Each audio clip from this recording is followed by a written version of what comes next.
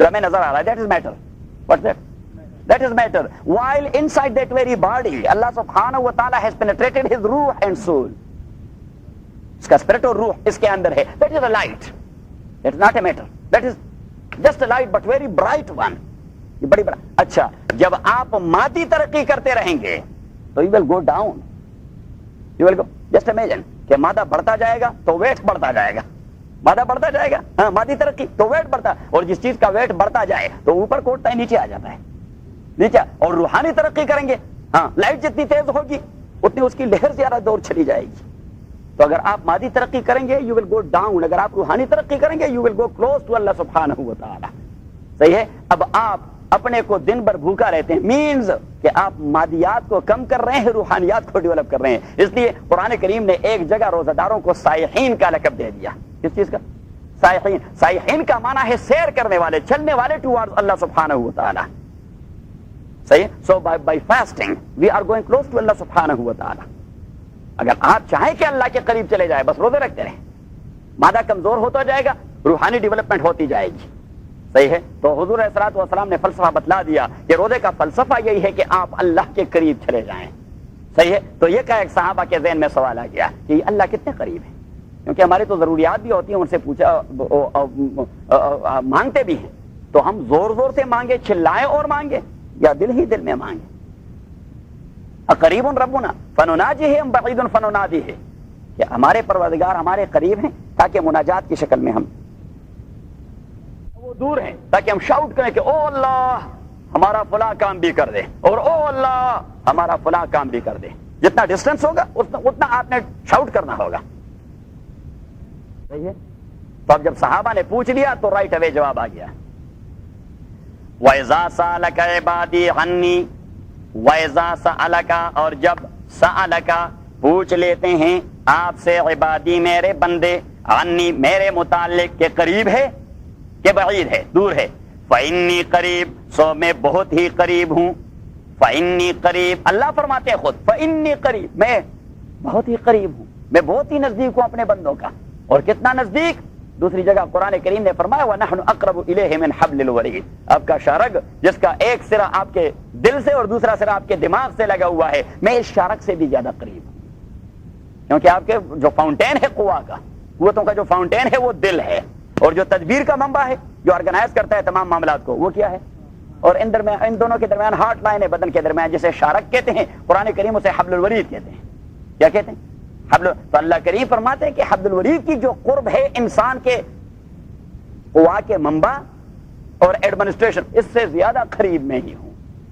وَنَحْنُ أَقْرَبُ إِلَيْهِ مِنْ حَبْلٍ, اور حضور علیہ الصلوۃ والسلام نے حدیث قدسی میں فرمایا کہ اللہ نے مجھے بتا دیا کہ ما وسعنی قلبی ولا سمائی, مجھے نہ آسمان سما سکا نہ زمین سما سکی, بل وسعنی قلب المومن, میں نے اپنے ڈھیرے مسلمان کے دل میں ڈال دیے ہیں. ہاں ڈال دیے, ہاں, جس کو میں نے ایمان سے نوازا اس کے دل میں میں نے اپنے ڈیرے ڈال دیے ہیں. وہ اردو کے ایک شاعر نے کہہ دیا کہ دل کے آئینے میں ہے تصویر یار, جب ذرا گردن جھکائی دیکھ لی.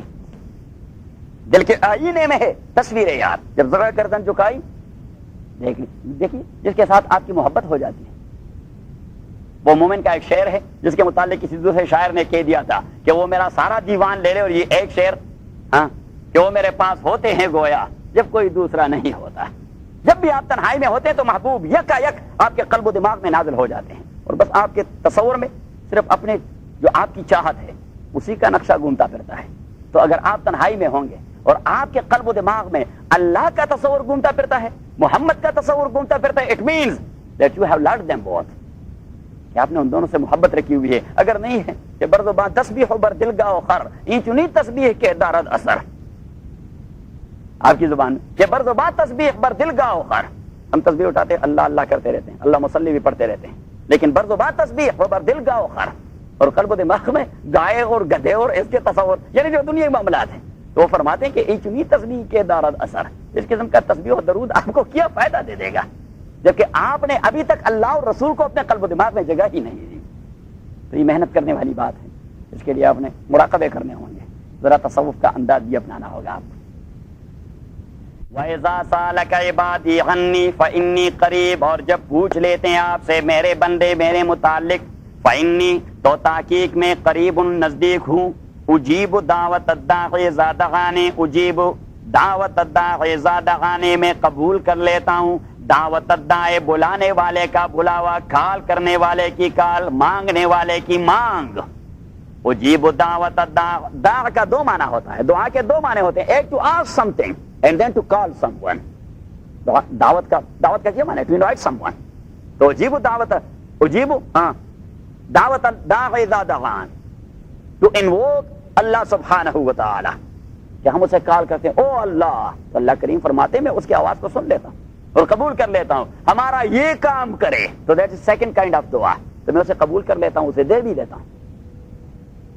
اجیب، میں اجابت کرتا ہوں، قبول کر لیتا ہوں دعوت الداعی، مانگنے والے کی مانگ، دعوت الداعی پکارنے والے کی پکار کو میں قبول کر لیتا ہوں اور سن لیتا ہوں. کب؟ کب؟ اس کے لیے کوئی فکس ٹائم نہیں ہے. اذا دعانی، جب بھی وہ مجھے پکارے. یہی ہوتی ہے خدا کی پہچان کہ اس کا اجیب دعوت الداعی اذا دعانی، اجیب دعوت الداعی اذا دعانی، اور میں قبول کر لیتا ہوں مانگنے والے کی مانگ کو اور پکارنے والے کی پکار کو. کب؟ اذا دعانی. وہاں پہ کوئی آفس آور نہیں ہے کہ فرام 8 AM to 4 PM، یہ کوئی تصور نہیں ہے وہاں. این ہے این، وداؤٹ نقطہ، وداؤٹ ڈاٹ. جب اگر غین ہوتا تو پھر ہم کہتے کہ اجیب دعوت الداعی اذا دعانی، جبکہ لغت عربی میں دال غین کا مجموعہ غین کے حوالے سے نہیں ہے. ایسا کوئی لفظ نہیں ہے قرآن کریم میں، بلکہ عربی زبان میں جو دال اور غین نقطے والے غین سے بنا ہوا ہو. تو اجیب دعوت الداعی اذا دعانی، اور میں قبول کر لیتا ہوں پکارنے والے کی، اذا دعانی، جب بھی وہ مجھے پکارے اور جب بھی وہ مجھ سے رات میں، دن میں، گرمی میں، سردی میں، AM یا PM، ڈزنٹ میٹر، AM میں مانگے یا PM میں مانگے. کیوں کوئی اسپیسیفک ٹائم اس کے لیے اللہ نے محدود، اس لیے کہ وہ اللہ ہے اور ہم بندے ہیں، اور ہم 24 گھنٹے کے ہر منٹ اللہ کے محتاج ہیں.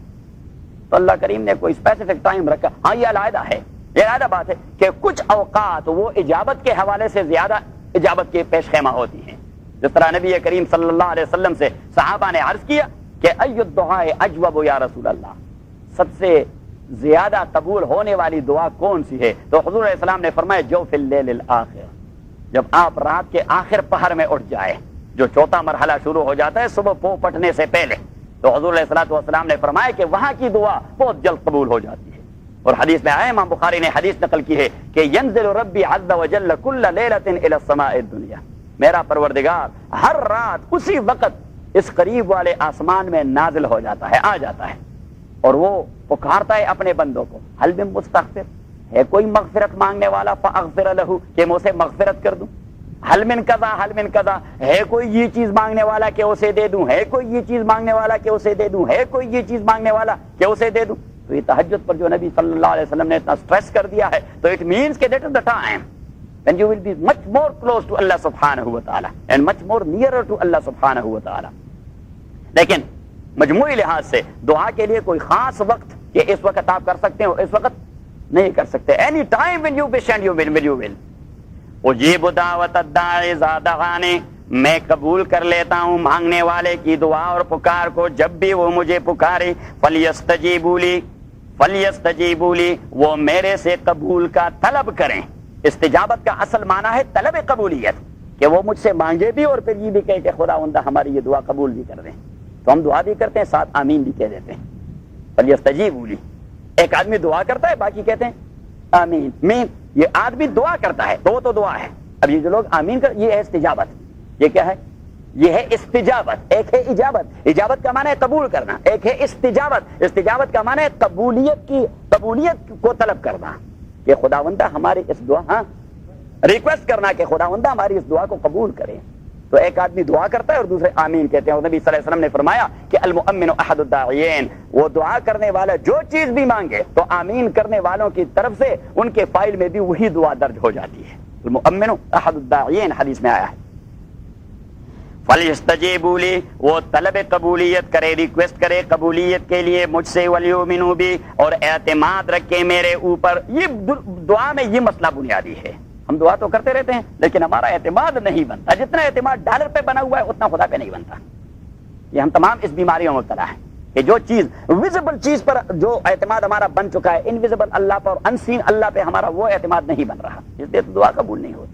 اللہ کریم نے فرمایا ہاں ایمان بالغیب کا مسئلہ ہے کہ وَلْيُؤْمِنُوا بِي، اور اعتماد رکھیں میرے اوپر، ایمان لائے میرے اوپر۔ ایمان کا معنی ہے اعتماد کرنا، ایمان کا معنی کیا ہے؟ اعتماد کر، اور ایمان اعتماد کرنا ہے انویزیبل اور انسین چیزوں پر۔ جو ویزیبل چیزیں ہیں اس پر آپ کا اعتماد ہو، اسے یقین کہتے ہیں۔ اسے کیا کہتے ہیں؟ اسے یقین کہتے ہیں۔ جبکہ انویزیبل چیزوں پر آپ کا اعتماد ہو تو اسے ایمان کہتے ہیں، اور ایمان اللہ کے نزدیک قابل قبول ہے۔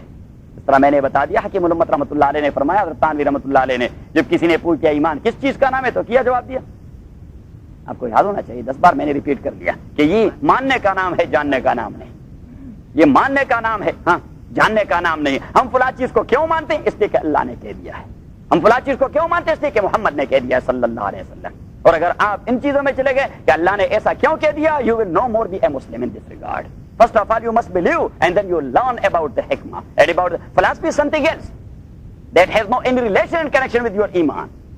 That is connected to ilm, that is connected to philosophy, that is connected to knowledge, to learning and all these things. وَإِذَا سَأَلَكَ عِبَادِي عَنِّي فَإِنِّي قَرِيبٌ أُجِيبُ دَعْوَةَ الدَّاعِ إِذَا دَعَانِ فَلْيَسْتَجِيبُوا لِي وَلْيُؤْمِنُوا بِي، اور میرے اوپر ایمان لائے، میرے اوپر اعتماد رکھیں، لَعَلَّهُمْ يَرْشُدُونَ، اس لیے کہ وہ رشد و ہدایت حاصل کریں۔ رشد کا معنی ہے ہدایت، رشد کا معنی ہے ہاں ہدایت۔ لَعَلَّهُمْ يَرْشُدُونَ، اس لیے کہ وہ رشد و ہدایت حاصل کریں۔ اچھا، تو یہ تو درمیان میں مسئلہ آ گیا قرب کا، کیونکہ رمضان اور روزوں کی فلسفی کیا ہے؟ ایک ہے کسی حکم کی فرضیت کا سبب اور وجہ، اور ایک ہے اس کی حکمت، ایک ہے اس کی ہاں ذرا زور سے، اور ایک اس کی حکمت۔ ہم نماز کیوں پڑھتے ہیں؟ سبب کی وجہ سے، حکمت کی وجہ سے نہیں۔ ہم کس وجہ سے پڑھتے ہیں؟ سبب کی وجہ سے، حکمت کی وجہ سے نہیں۔ حکمت دیٹ از سیکنڈری while سبب is primary and preliminary.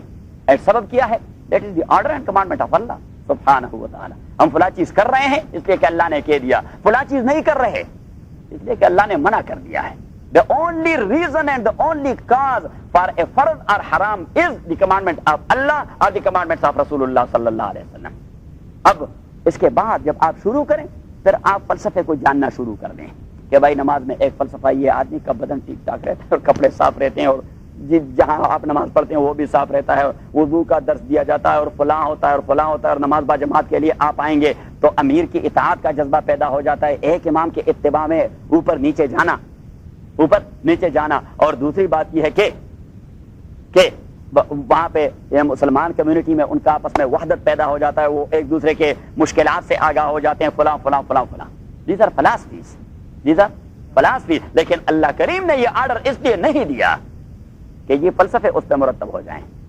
These are secondary thing. اللہ نے صرف آپ کو دیکھنا ہے کہ میں نے آرڈر دے دیا کہ کوئک مارچ، آپ مارچ کر رہے ہیں کہ نہیں کر رہے ہیں، اور اس نے کہہ دیا کہ halt, just like the commands of a commandant, کہ لانس نائک صاحب نے کیوں کہہ دیا کہ کوئک مارچ، صحیح۔ اور اگر کوئی اس سے کہہ دے کہ پہلے مجھے یہ فلسفہ بتائیں کہ آپ نے تو ابھی 10 سیکنڈ پہلے کہہ دیا کہ کوئک مارچ، اور رائٹ اوے 5 سیکنڈ بعد آپ نے کہہ دیا کہ ہالٹ، آپ نے یہ کوئک مارچ کیوں کہہ دیا اور ہالٹ کیوں کہہ دیا؟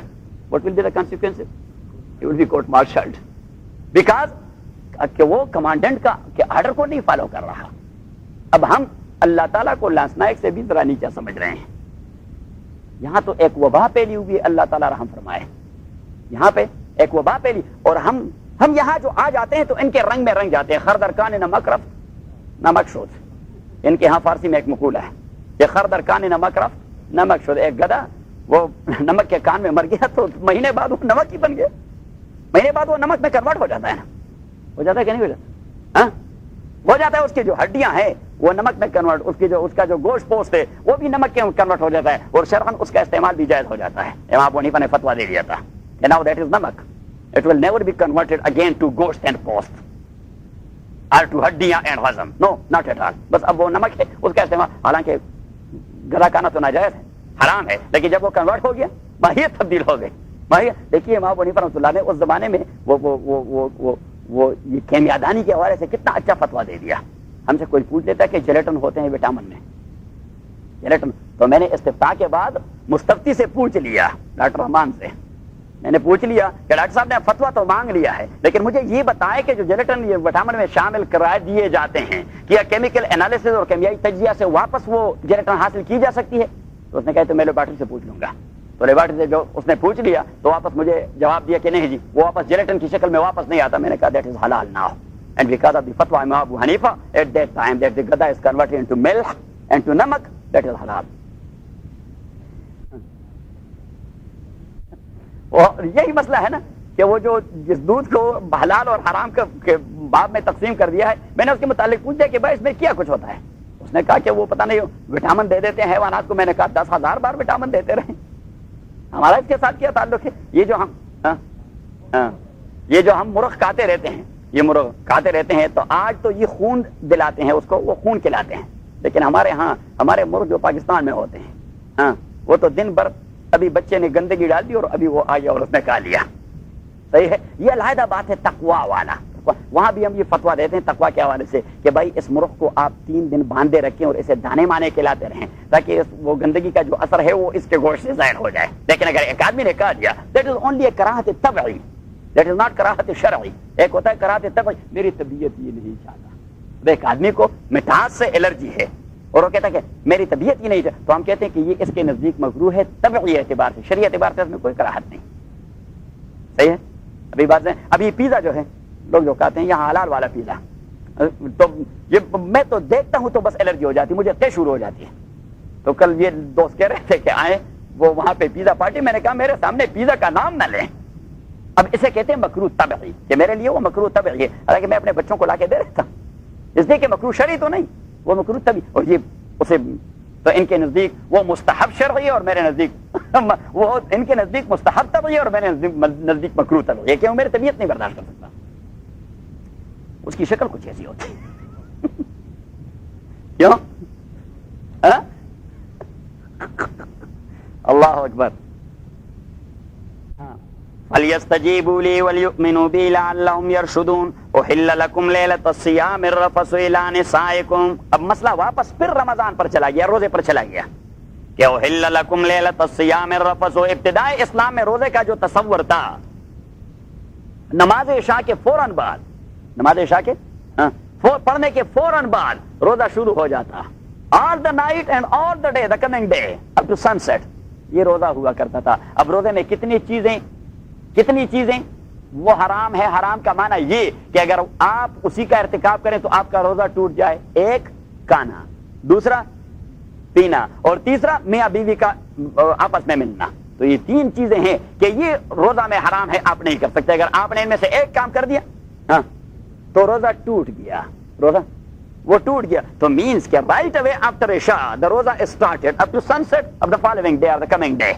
صحیح. تو ان 3 چیزوں سے آپ نے اجتناب کرنا ہے، ان 3 چیزوں سے آپ نے اجتناب کرنا ہے. حضرت عمر رضی اللہ تعالیٰ عنہ صبح سویرے رسول پاک صلی اللہ علیہ وسلم کے پاس آئے.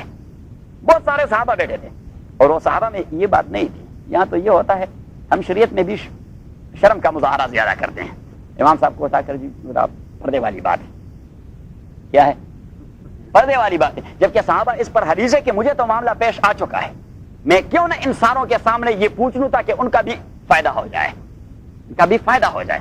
صحیح. تو حضرت عمر رضی اللہ تعالیٰ عنہ آگے السلام علیکم یا رسول اللہ. وعلیکم السلام ابن الخطاب کیف حالک؟ بخیر انت؟ نعم یا رسول اللہ. قال حدثتنی بالبارحة کذا و کذا. اللہ کے نبی رات تو مجھے یہ مسئلہ ہو گیا.